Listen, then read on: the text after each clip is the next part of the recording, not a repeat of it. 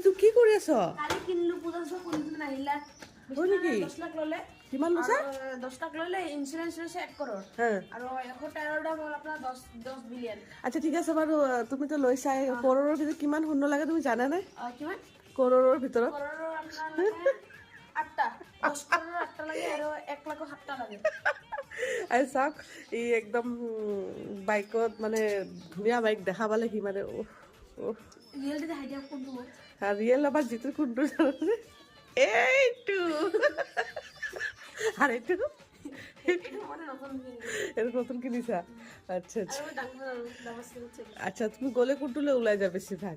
বেছিভাগ ওলালে খোজকাঢ়ি ওলাই যাম মই ইমান ধুনীয়া মোৰ চেণ্ডেল আৰু ইমান দামী চেণ্ডেল পিন্ধি আঙুলি লাইহে ইউনিক না অলপ পুৰা নোৱাৰে